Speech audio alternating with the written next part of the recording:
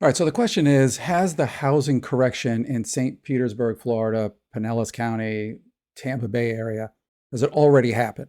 Warren Buffett, who was the greatest investor of all time, said, be fearful when others are greedy and be greedy when others are fearful. And if you spend any time on YouTube lately, there is plenty of fear to go around. That is for sure.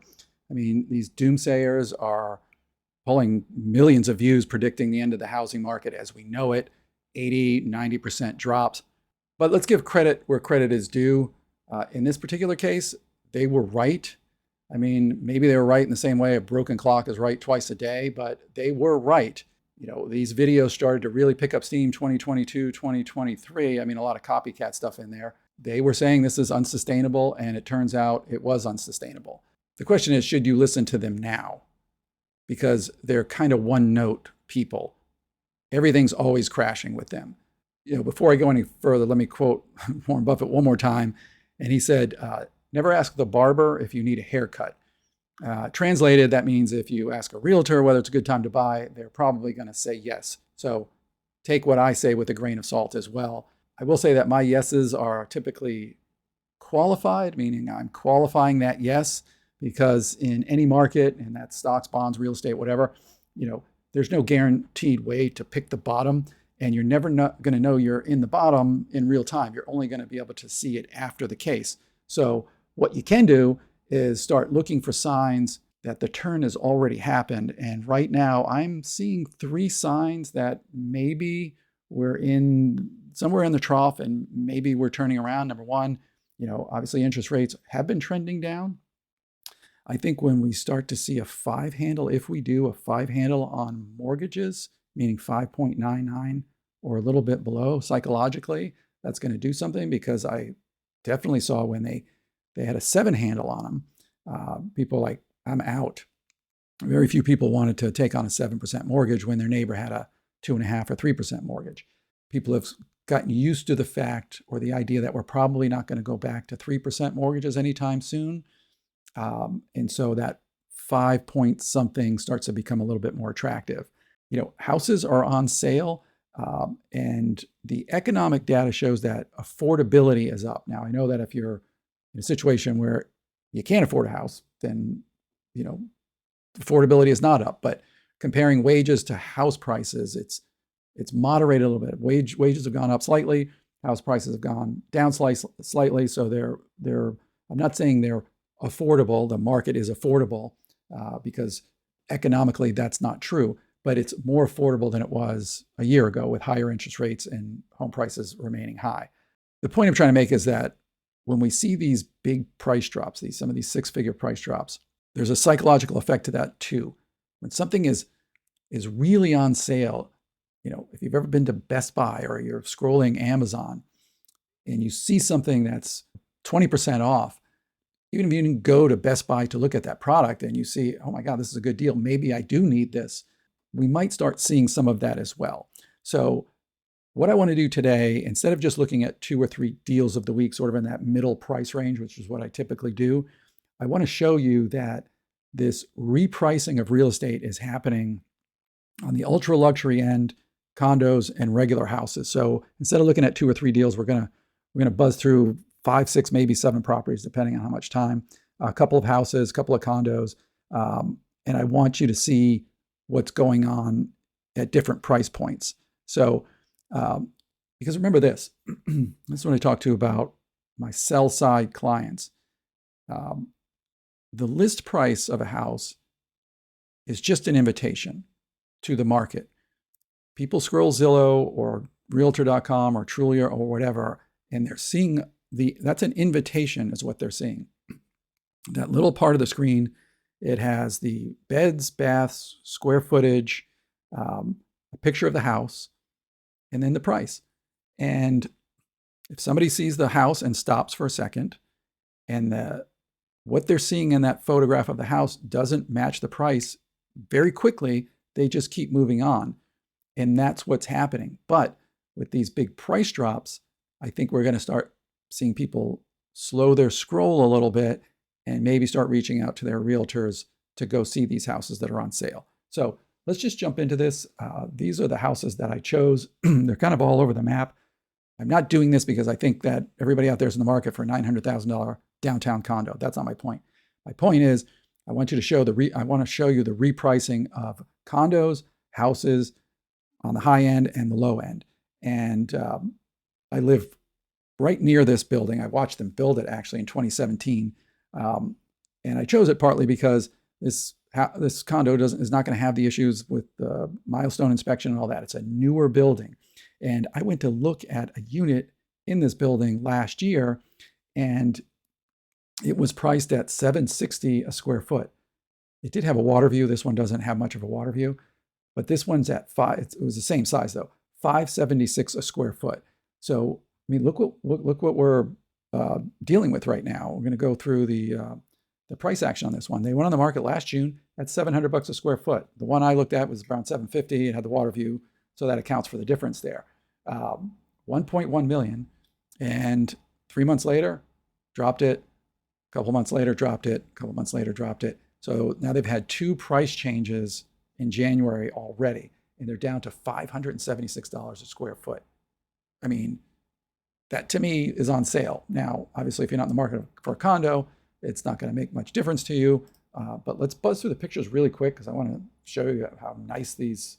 And this is not a super high rise. I think there's, I don't know if there's like 12 floors in this building. It's not super tall. It's a relatively small building for downtown, but it's absolutely gorgeous. I mean, you got full wall of glass there with a view of downtown. Over here is the stadium. So the water is to the right of this window. I think you get one window where you can, well, actually, you can see the water out this window. You're looking past the rest of your building, but absolutely gorgeous all around. I think this one is staged. Normally when you don't see a TV somewhere in the living room, it's staged. Beautiful views of downtown. They got a gorgeous pool, a dog run down there. I mean, there's nothing wrong with this place at all. Nothing in it is more than 9 years old, and it's a great building in a quiet part of downtown. I mean, absolutely gorgeous. So the question is, are we entering the range that this makes sense for somebody looking for a downtown condo at $576 a square foot? Remember, 2 buildings over from this, Salt Air. Now, facing the water, those units were going for $1,000, $1,100 a square foot when they sold in 2023. I haven't looked at the prices on those. I'm going to assume that they've come in a little bit, but at $576 a square foot, I think we're getting into a situation where they're going to start getting some action on this place, especially if interest rates continue to tick down. So that's number one. Obviously not cheap, but let's go a little higher priced here because I chose this one for 2 reasons. One, it has had a big price drop, and number 2, it is my favorite single-family house in all of St. Petersburg. I used to ride my bike when I lived in Shore Acres. I would ride my bicycle to downtown, and not always, but I would often go by this house. It's on a little island off of Snell Isle. It's priced at $5.8 million. It hasn't been on the market long, but I didn't look up the history. I think it had been on the market previously. I'm not sure what the price was because this was totally renovated at some point. It's a perfectly classic mid-century house. We'll go through some of the pictures. So they went on November 25th. 2 months later, they dropped it $150,000.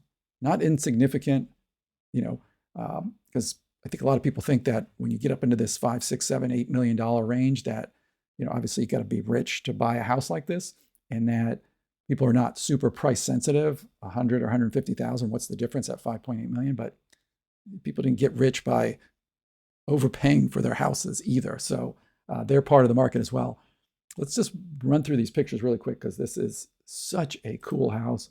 This is a new seawall that they put in here, and it is technically in a flood zone, but it had no damage from the storm and no water in the pool either. So water did not come over this at all.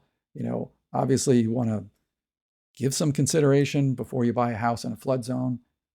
I'm sure the owner of this house will argue that if they didn't get flooded on the last year's storm, probably not going to get flooded. But it's just gorgeous, absolutely stunning.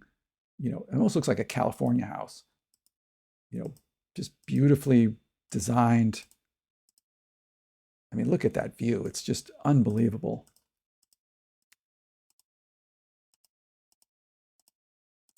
So a near perfect example of the water views here, just unbelievable. A near perfect example of a mid-century modern house at 5.8 million. 1332 a square foot. You're paying obviously because you're on the water. I don't know if we get if the street view will give us yeah, I guess it will. So it's on this little island. So you come across this little bridge right here into the main part of Snell Isle. So Snell Isle is not exclusive enough. You go to the exclusive part of the exclusive neighborhood. So you cannot have a neighbor on this side, obviously. So views of the open water there, and then you go a little deeper into the neighborhood, and obviously every house is stunning there. So I don't know. I don't do luxury, so I don't know if this house is priced exactly right. The listing agent is a highly respected leader in real estate in Pinellas County.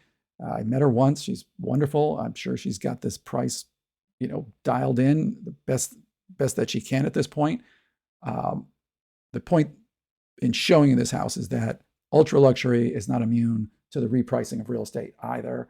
And also, I just wanted to show you this house because I love it so much. So let's pick another one. I don't think we're going to get through all of these, but the stories are ultimately similar. Oh, let's pick this one because this is smack in the middle. 3-bedroom, 3-bath, 2,200 square foot. This is in Pinellas Point. If you're not familiar where Pinellas Point is, it's on the south end of St. Petersburg, almost to the very edge. This is also not in a flood zone. The only, I say, downside of this house, Pinellas Point Drive, is a major road.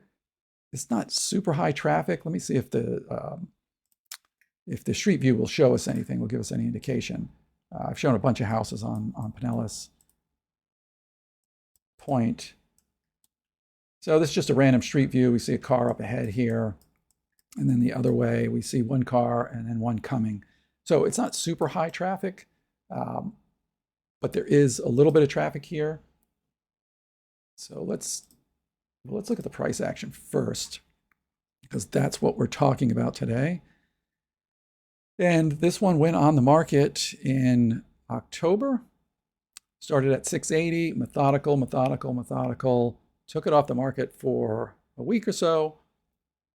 And here is, this is what I'm talking about. So they methodically lowered the price, obviously didn't get any action. Around Christmas time, obviously things were going to get slow. And then they decided to get serious. They took 45 grand price drop from when they took it off the market to they put it back on. And now they're down to 262 a square foot, which I'll be honest with you, I did not see coming. I did not think that houses like this, which when I show you the pictures, you're going to see what I'm saying. It's got nice curb appeal, looks like an 80s style house with a nice big 2-car garage, right? Looks nice from the outside.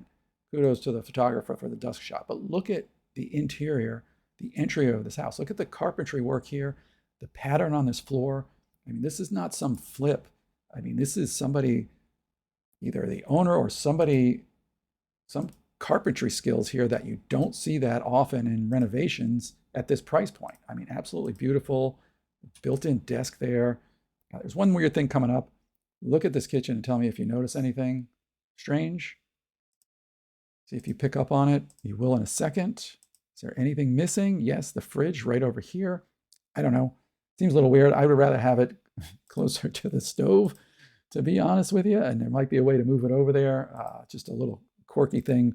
But, the interior of this house is absolutely beautiful. Giant primary suite. I mean, the more I see this house, the more I like it. I mean, big covered porch in the back with pavers. I mean, you could definitely get a pool back there if you wanted. Maybe some of those pavers would have to come up. No, I think you could get one back there anyway.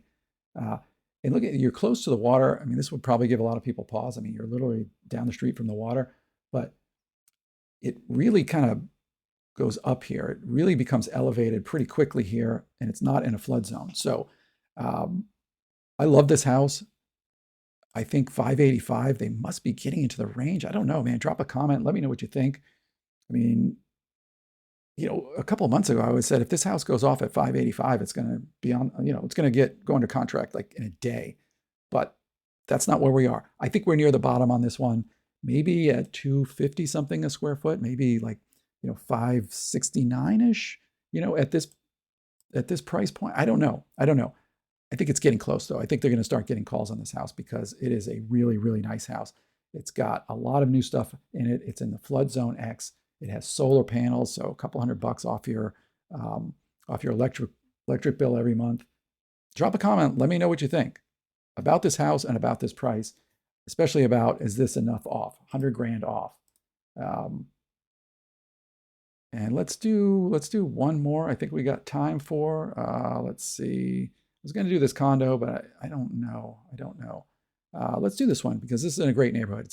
It's on Dartmouth, which kind of runs through historic Kenwood.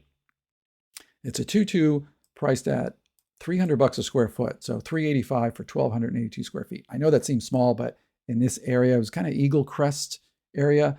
They have it Lake Pasadena, but whenever I hear Pasadena or whenever people hear Pasadena, they often think flood zone. This is not in a flood zone. It does have a newer roof. Doesn't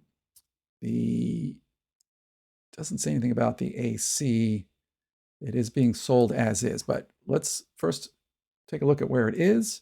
I mean, this is a great location. Oh yeah, here's Eagle Crest, which is a great, great neighborhood. So you jump on First Avenue South and you're downtown in, 10, 15 minutes, just surface street. So location is really good. And also, obviously, if you know Pasadena, you can get to St. Pete Beach in, 10, 12 minutes. It's very, very close to the beach. So, but not in a flood zone. So let's take a look at the pricing action on this one. It just went on the market. This is why I normally, if you've watched my other videos, I like to see multiple price drops. I like to see a seller and a listing agent methodically searching to find where they start getting activity. In other words, don't let it sit on the market and then have a big price drop. Every couple of weeks, drop it a little bit because there are people out there where it may be creeping into their price range and you don't want to overshoot that. But in this case, they are not messing around. They put it on the market on January 4th, and on January 19th, they dropped it $40,000, just like that. So the market screamed at them at 425, we're not interested. I'm assuming they maybe didn't get many showings at that price point. And the listing agent and the seller got together and said, we need to be much lower. And now they're at 385. I don't know if they chose 300. They backed their way into the 385 by going to $300 a square foot. If that's what they did, kudos, because that's a price that I like to see on some of these houses. Now, this house is not in perfect condition by any stretch. It is a cute, sort of bungalow style.